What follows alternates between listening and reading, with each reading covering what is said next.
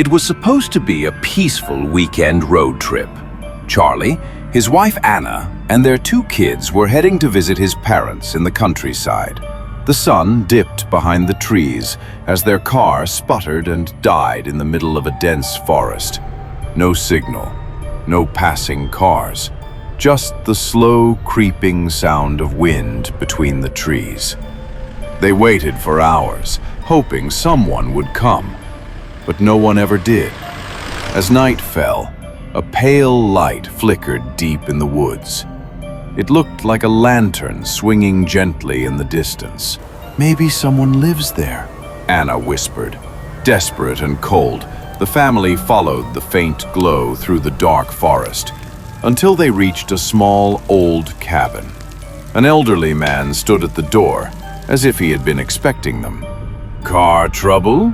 he asked, smiling too wide. "Come in.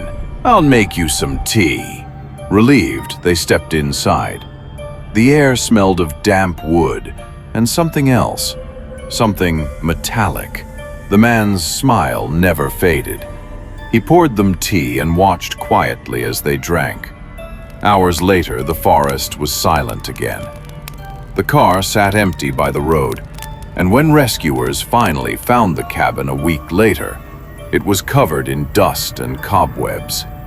No lights, no old man, only a family photo sitting on the table. Charlie, Anna, and their kids, smiling beside a man no one recognized. When the police found the empty car, they assumed the family had gone for help. But after days of searching, there was still no sign of Charlie or his family. The forest grew stranger the deeper they went. Compasses spun, radios crackled with static, and sometimes, late at night, officers claimed to see a dim light flickering between the trees.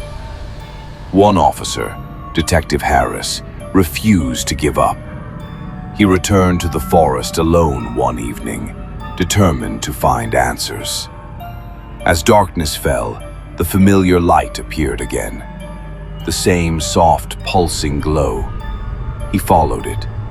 The same cabin stood there, though the reports had said it was empty. A light glowed through the window. He knocked. The door creaked open by itself. Inside, dust floated in the air. And there, on the wooden table, were 4 cups of tea, still warm. Harris's radio hissed to life. A faint voice whispered through the static. "Help us." He froze. The whisper came again, closer this time, from the hallway. When he turned, he saw them. Charlie, Anna, and the children stood in the darkness. Their eyes were hollow, their faces pale. "Please," Charlie said, "don't drink the tea." The detective stumbled back toward the door, but it slammed shut on its own.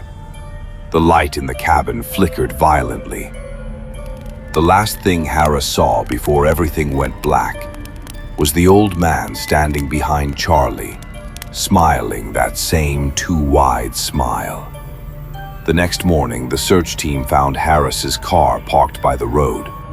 The keys were still in the ignition, but no one ever saw him again. And now, sometimes, travelers who break down in that forest swear they see a cabin light and voices calling from the trees, begging them not to ascend. Dear subscribers, leave your thoughts about this story in the comments and don't forget to subscribe to us. Good luck!